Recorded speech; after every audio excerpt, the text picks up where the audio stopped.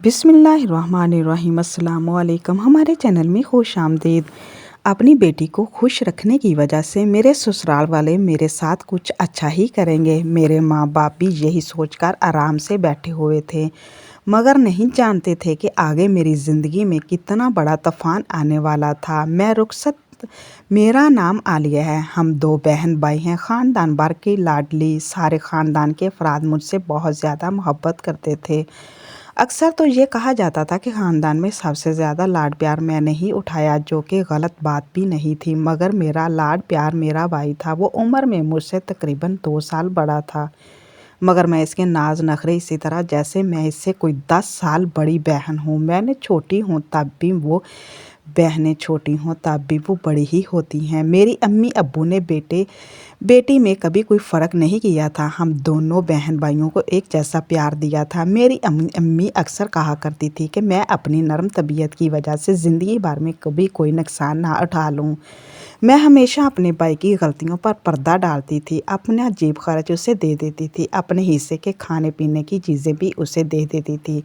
हालांकि कभी कभार ऐसा होता कि अम्मी अब्बू मेरे लिए कोई कपड़े लेकर आते तो वो मैं वापस करके ये चारा ही होता कि अपने भाई के लिए एक और सूट ले लूं। मोहब्बत कीमती अनमोल जज्बा है जो मेरे दिल में कूट कूट कर भरा हुआ था। मोहब्बत अगर नवाजने पर आए तो किसी चीज़ की कमी नहीं रहने देती, आपके दामन में खुशियों के फूल खिला देती है। और अगर मोहब्बत आजमाइश लेने पर आए तो आपके दामन में सिवाय आंसू के कोई चीज़ बाकी नहीं रहती।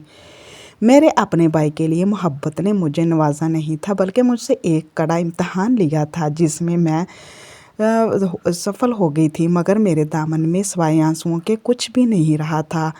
करब व तकलीफ़ जैसे मेरे जिस्म व जान में दाखिल होकर मुझे मार देने के लिए पर थी। मेरी आजमाइश का वक़्त अब शुरू हुआ जब भाई ने कॉलेज में एक लड़की को पसंद कर लिया। दोनों एक दूसरे के करीब आ गए, दोनों एक दूसरे को इस कदर चाहने लगे, इनके लिए एक दूसरे से दूर रहना नामुमकिन हो गया। कई दिनों लड़की के घर में इसके रिश्ते की बात चलने लगी, क्योंकि लड़की की माँ नहीं थी और इसका बाप जल्द अपने फ़र्ज़ अदा करना चाहता था। भाई ने मेरी अम्मी के सामने इस बात का इतराफ़ कर लिया कि वो किसी लड़की से मोहब्बत करता है और शादी भी इसी के साथ करना चाहता है। ये सब करने के दौरान वो एक बात भूल गया था, जिससे मेरी माँ ने याद दिलाया तो वो हत्थे से उखड़ गया। मेरी माँ ने भी ज़ोर शोर से इनकार जारी रखा। भाई भी अपनी ज़िद पर डटा रहा। अब वो कभी भाई को समझाते तो कभी अम्मी को समझाते, लेकिन दोनों ही समझने के लिए तैयार नहीं थे। दोनों फरीक अपने अपने मौक़ों पर सख्ती से डटे हुए थे। मेरा भाई जब अम्मी को मनाकर थक गया तो इसने अब्बू से बात की, लेकिन अब्बू ने हरी झंडी दिखा दी, क्योंकि अब्बू भाई के कहने से पहले ही कई बार कोशिश कर चुके थे, देख चुके थे, लेकिन कामयाब नहीं हो पाए थे। अम्मी भाई की किसी और जगह शादी करने के लिए मुसलसल इनकार इसलिए कर रही थी क्योंकि अम्मी के भाई की बेटी की बचपन से मंगनी तय थी। नाजिया मेरे मामू की बेटी थी, पढ़ी लिखी और बहुत खूबसूरत लड़की थी। गांव के जिस स्कूल में टीचर थी और हर लिहाज से मेरे भाई के लिए मुमकिन थी। लेकिन मेरा भाई लैला की जुल्फ़ों का असरा हो चुका था। वो कॉलेज के ज़माने से भाई के साथ पढ़ती थी। यूनिवर्सिटी मुकम्मल होने और भाई की जॉब लगने के बाद भी दोनों का राब्ता कायम था। कुछ सालों की रफ्ता बचपन के रिश्ते पर गालिब आ गई थी। पहले भाई को नाजिया से शादी करने पर कोई एतराज़ नहीं था, मगर जब वो लैला से मोहब्बत करने लगा तो इसे नाजिया में हज़ारों खामियां नज़र आने लगी। नाजिया गाँव के माहौल में पली बड़ी थी, पढ़ी लिखी थी और ख़ूबसूरत थी, मगर वो बहुत सादा मिजाज थी। आज के ज़माने की तरह तेज़ तारियाँ नहीं आती थी और ना ही फ़ैशन के ज़्यादा शौकीन थी। सच कहा जाए तो इसे फ़ैशन करने की कोई ज़रूरत भी नहीं थी। वो कुदरती तौर पर इतनी खूबसूरत थी कि कोई भी इसे देखकर अपने दिल हार जाए। इसकी मासूमियत और सादगी ने तो इसके हुस्न को मज़ीद बढ़ा दिया था। मैंने भाई को नाजिया के लिए मनाने की बहुत कोशिश की, मगर भाई अपनी ज़िद पर कायम रहा, उल्टा मुझसे फेवर मांगने लगा। मैं किसी भी तरह अम्मी को मनाऊं, मेरे घर में किसी ने भी लैला को अभी तक नहीं देखा था। आखिरकार मैंने अम्मी से बात की और आपस में इस रिश्ते के लिए कायल कर लिया। मैं इस बात से अनजान थी कि आगे जाकर यही रिश्ता मेरे लिए कितनी बड़ी मुसीबत बन जाएगा और मुझ पर मुसीबतों के पहाड़ ही टूट पड़ेंगे। मेरी अम्मी अपने बहन भाइयों की नज़रों में گر چکی تھی کیونکہ انہوں نے بچپن کا رشتہ ختم کر دیا تھا۔ میرے ماموں نے ہمارے ساتھ اپنا ہر تعلق ختم کر دیا۔ اس پر میری ماں بہت زیادہ دکھی اور پریشان رہتی تھی۔ میں انہیں تسلی دیتی رہتی اور سمجھاتی رہتی کہ اس پہ ٹوٹنے والی چیز نہیں ہے، ایک دن ماموں بھی میری ماں کی مجبوری کو سمجھ جائیں گے اور ہم سے دوبارہ ملنے ملانے لگیں گے۔ بائی کی بات چیت نہ کرنے سے میری مما کو جو تکلیف برداشت کرنی پڑ رہی تھی میں اسے اچھی طرح سے سمجھ سکتی تھی۔ اگر میں خود کو اپنی ماں کی جگہ پر رکھ کر دیکھتی تو شاید مجھ سے اگلی سانس بھی نہ لی جاتی۔ یہ تو میری امی کا ہی صبر تھا اور برداشت تھی کہ انہوں نے میرے بھائی کی خوشی کی خاطر اپنا سب کچھ اتنا خوبصورت رشتہ قربان کر دیا تھا۔ میرا بھائی ان دنوں بہت زیادہ خوش تھا۔ وہ بار بار میرا شکر ادا کرتا کہ میں نے امی کو منا لیا تھا، مگر میرے دل میں احساس جرم ہمیشہ سر اٹھاتا رہتا کہ میں ایک بہن اور بھائی کے درمیان میں دوری کا موجب بنی ہوں۔ مگر میں بھی کیا کرتی، اپنے بھائی کو خوش دیکھنے کے لیے میں بھی مجبور ہو گئی تھی، یہ جانے بنا کہ شاید نازیہ کی ہائے مجھے لگنے والی تھی۔ میں اور نازیہ بچپن کی سہیلیاں تھیں اور میں اس بات سے اچھی طرح واقف تھی کہ نازیہ میرے بھائی سے بہت محبت کرتی تھی۔ میرے بھائی کے ذکر پر نازیہ کی آنکھوں میں جو چمک آتی تھی اس کی تو بات ہی الگ تھی۔ میرا بھائی شاید اس قابل نہیں تھا کہ اسے نازیہ جیسی لڑکی کا ساتھ ملتا، اسی لیے وہ اپنا راستہ بدل چکا تھا۔ میں ہمیشہ نازیہ کو ایک بہترین جیون ساتھی ملنے کی دعا کرتی رہتی تھی۔ جب سے میں نے نازیہ کے ساتھ رشتہ توڑا تھا تب سے اب تک میں کبھی بھی میرا اس کے ساتھ سامنا نہیں ہوا تھا اور نہ ہی مجھ میں اتنی ہمت تھی کہ میں اس کا سامنا کر پاتی، کیونکہ اس کی اصل مجرم تو میں تھی۔ یہ نہیں، اپنی ماں کو بھائی کے لیے لیلا کا رشتہ مانگنے کے لیے منا لیا۔ اس وقت ایک بات اور میرے ذہن میں آئی تھی کہ اگر بھائی کی نازیہ کے ساتھ شادی ہو گئی اور بھائی نے نازیہ کو خوش نہ رکھا تو نازیہ جیسی لڑکی کے ساتھ بہت زیادہ ناانصافی ہو جائے گی۔ میری یہ بات سن کر میری امی بھی مان گئی تھی، کیونکہ کچھ بھی تھا وہ اپنی بھتیجی کی آنکھوں میں آنسو نہیں دیکھنا چاہتی تھی۔ اگر ان کی بھتیجی کی آنکھوں میں آنسو دینے والا ان کا اپنا بیٹا ہوتا تو یہ تکلیف اور بھی زیادہ ہوتی، اسی لیے انہوں نے دل میں پتھر رکھ کر صبر کر لیا۔ میں یہ بات اچھے سے جانتی تھی کہ لیلا کے بھائی کے بیوی بنانے کا مطلب پورے خاندان میں لڑائی جھگڑا اور فساد ہے، مگر اپنے بھائی کے چہرے پر مسکان دیکھنے کے لیے میں مجبور تھی۔ خیر، میرا بھائی بہت خوش تھا۔ ہم اس کا رشتہ دیکھنے جا رہے تھے۔ اس نے ہم سے صاف کہہ دیا کہ ہمیں لڑکی پسند آئے نہ آئے ہمیں ہر حال میں ہاں کر کے ہی واپس لوٹنا ہے۔ ہمارے پاس بھی اب نہ کرنے کی کوئی گنجائش نہ تھی۔ بھائی کی شادی لیلا سے کروانے کے لیے ہم نے نازیہ کے ساتھ رشتہ توڑا۔ اب جب نازیہ کے ساتھ رشتہ ہی نہیں رہا تو اب ہم لیلا کے لیے انکار نہیں کرنے والے تھے۔ لیلا کے گھر میں ہمارا استقبال بہت اچھے طریقے سے کیا گیا۔ شاید لیلا بھی اپنے گھر میں میرے بھائی کی طرح بتا چکی تھی کہ اس رشتے کو ہر صورت قبول کرنا ہے۔ لیلا ہمارے لیے چائے اور دیگر لازمات حساب روایت لے کر آئی تھی، جس سے باقی لڑکیاں لے کر آتی ہیں۔ میں نے لیلا کی طرف دیکھا، وہ بہت خوبصورت لڑکی تھی لیکن وہ ماڈرن لگ رہی تھی۔ نازیہ والی معصومیت بالکل بھی نہیں تھی، مگر لیلا بے حد حسین تھی۔ میرے بھائی کی پسند بہت اچھی تھی۔ لیلا کے فیشن ایبل آگے نازیہ کی سادگی کوئی معنی یا چہرے۔ میرے امی ابو نے میرے ساتھ بھائی کے ساتھ لیلا کے رشتے کی بات کی تو لیلا کے ابو نے وہیں بیٹھے ہاں کر دی، مگر اس نے ہمارے سامنے جو شرط رکھی اس نے میرے پاؤں کے نیچے سے زمین ہی نکال دی تھی۔ وہ اس طرح میرے سامنے میرے ماں باپ سے میرے بارے میں بات کر رہا تھا جیسے کسی غیر کی بات کر رہا ہو۔ جب سے ہم آئے تھے تب سے ہی اس کی نظریں مجھ پر تھیں، مگر میں نے نظر انداز کر دیا تھا۔ لیکن اب جو اس نے بات کی تھی اس نے میرے ہوش اڑا دیے تھے۔